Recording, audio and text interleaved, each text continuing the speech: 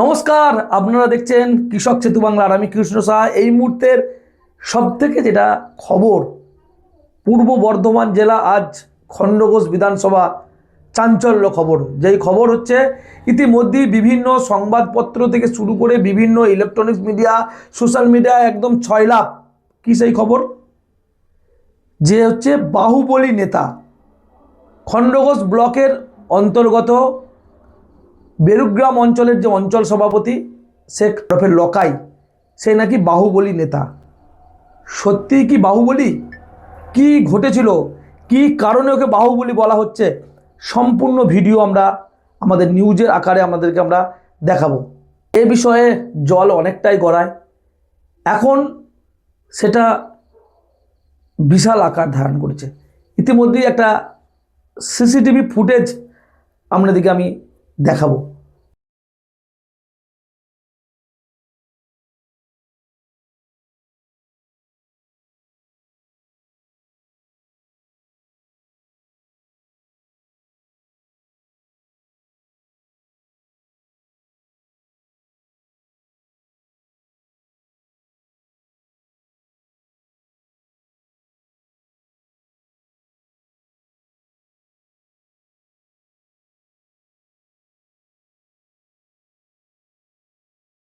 আপনারা দেখলেন সিসিটিভি ফুটেজটা। সত্যি একজনকে তার দোকানের সামনে থেকে তাকে নিয়ে এসে ঠেলাঠেলি করে সে জলে পড়ে গেল।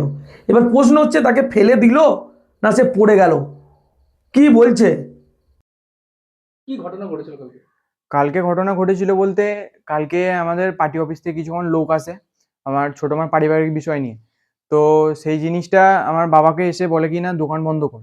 দোকান বন্ধ কর বিষয়টা আমি বাড়িতে বসেছিলাম, তো বাবা বলে, রনি তো কিছুক্ষণ লোক এসছে, দেখ বলছে যে দোকান বন্ধ কর। তো এই বিষয়টা আমি জানতে চাই তাদের কাছে।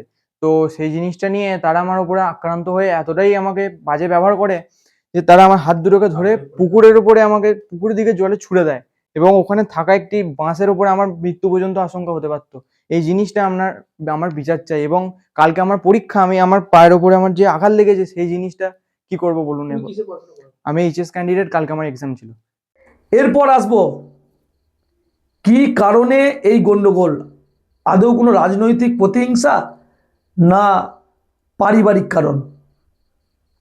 আমরা যেটুকু খবর আমাদের কাছে, এই বেরুগ্রাম অঞ্চলের অন্তর্গত বয়চণ্ডী গ্রামের দীনবন্ধু অধিকারী নামে এক বৃদ্ধ ব্যক্তি, তার দুই সন্তান দীপক অধিকারী ও মৃত সন্দীপ অধিকারী।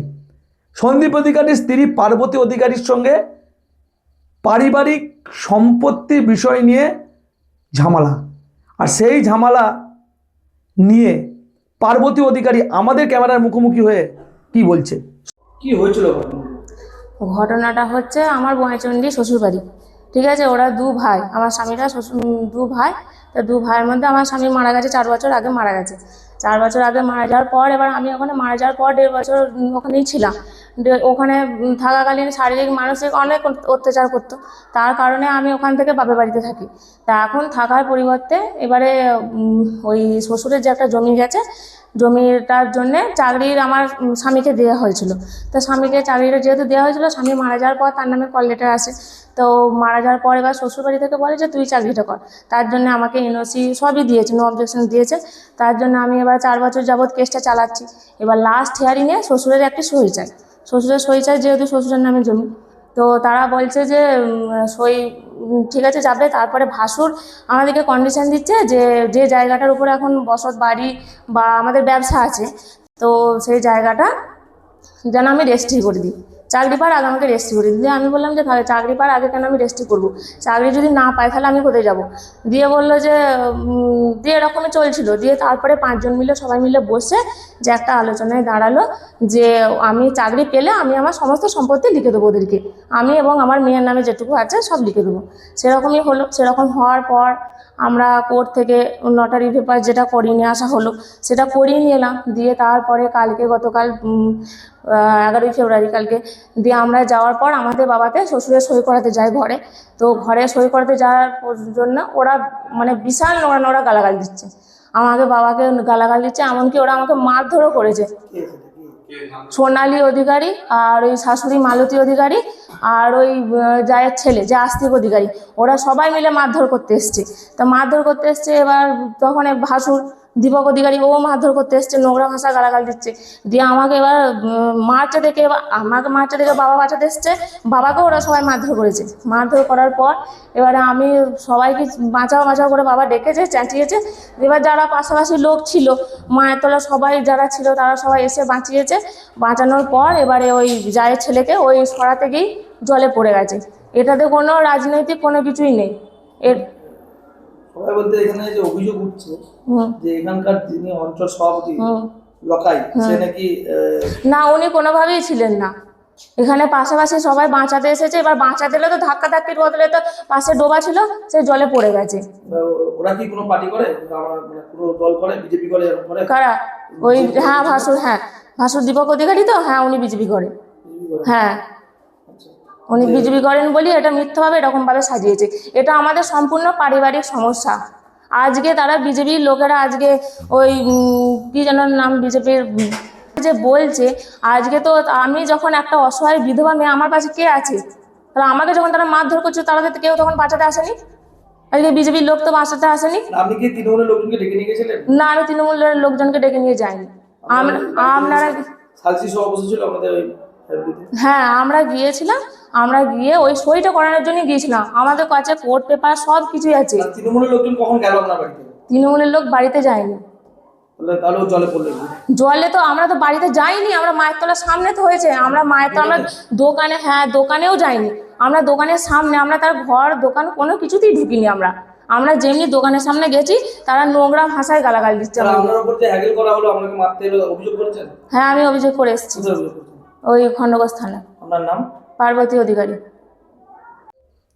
এই ঘটনাকে কেন্দ্র করে উত্তপ্ত খণ্ডঘোষ ব্লক।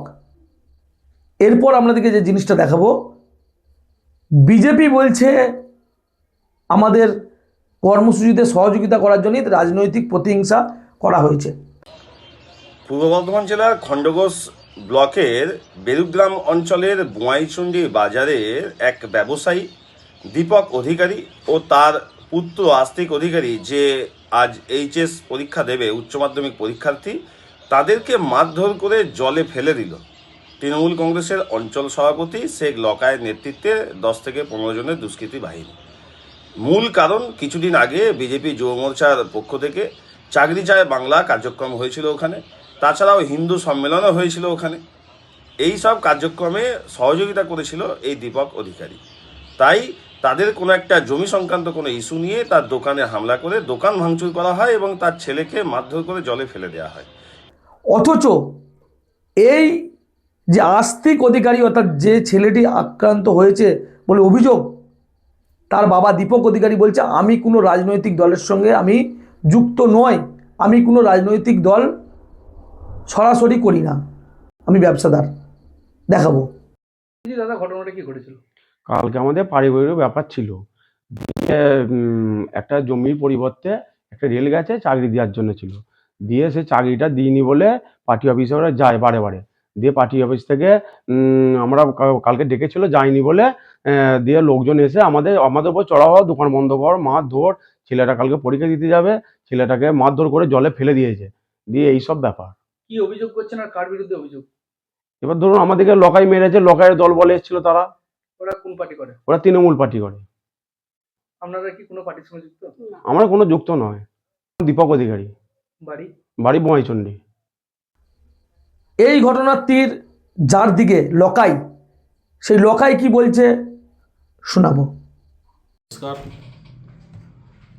গতকাল বোয়াইচন্ডী বা আমাদের যে মায়ের মন্দির আছে সেই সংলগ্ন এলাকায় দুই ভাই, একজন হচ্ছে দীপক অধিকারী আর একজন হচ্ছে সন্দীপ অধিকারী। তো সন্দীপ অধিকারী 2 বছর আগে মারা গেছেন। তো ওনার স্ত্রী এবং ওনার একটা 13 বছরের কন্যা। তো ওই যে ওনাদের যে জায়গা আছে সেই জায়গাটা 4 কাঠার মধ্যে 2 কাঠা ওনার স্ত্রীর নামে রেকর্ড আছে। তো সেই জায়গাটার জন্য বারে বারে আসে যায়। তো সেই হিসাবে কালকেও ওইখানে এসেছিলেন যে জায়গাটা বুঝিয়ে দাও। ওটা বিধবা মেয়েকে নিয়ে একটা দোকান ফোকান করবে, আর মায়ের তলায় যেমন সব দোকান থাকে, সেই হিসাবে যাওয়ার সঙ্গে সঙ্গেই ওই যে মারা গেছে ওর বড় দাদা দীপক অধিকারী ও কিছু লোকজনকে নিয়ে গিয়ে মানে প্রচণ্ড মারধর করে। এবং আমাদের কাছে খবর আসে, আমি একজন জনপ্রতিনিধি হিসাবে, যেহেতু আমার এখান থেকে 500 মিটার দূরে, আমি আমার এখানে যে বোয়াইচন্ডী সব ছেলেদিকে নিয়ে যাই যে এবং উদ্ধার করি। এবং দেখি যে ওই যে ছোট যে বিধবা বউ, তাকে প্রচণ্ডভাবে মারধর করে এবং আমরা সব তুলে যাই, আমিও সঙ্গে যাই এবং উদ্ধার করে ওদেরদিকে বলি যে আপনারা এখানে করবেন না। তো সেইটাকে নিয়ে এখন বিজেপি রং লাগাতে চাইছে যে এটা নাকি শুনছি নাকি আমার নামে কোনো কমপ্লেন করেছে, কোনো জায়গায় থানায় আরে অভিযোগ করেছে। এই অভিযোগ ভিত্তিহীন এবং এর সঙ্গে রাজনীতির কোনো সম্পর্ক নেই। এটা শুধু একটা ফ্যামিলি ম্যাটার। আমরা জনপ্রতিনিধি হিসাবে এবং বোয়াইচন্ডী আমরা 24 ঘন্টা মানুষকে পরিষেবা দিই। সেই পরিষেবার জন্য আমরা একটা মারপিট শুনে সঙ্গে সঙ্গে কখনো ট্র্যাক্টর উল্টে যায়, কখনো এই রাস্তায় কোনো কিছু ঘটলে যে কোনো 24 ঘন্টায় কেউ মারা গেলে আর যেমন আমরা সঙ্গে সঙ্গে যে হাজির হয়ে যাই, সেই হিসাবে একটা যখনই শুনেছি একটা ঝামেলা সৃষ্টি উদ্ধার করি। এবং সেইটাকে শুনছি নাকি আমাদের নামে কোনো থানায় অভিযোগ করেছে একটা রাজনৈতিক দল, তাদের আর কোনো এখানে অস্তিত্ব নাই। তো এটা একদম পুরো ভিত্তিহীন।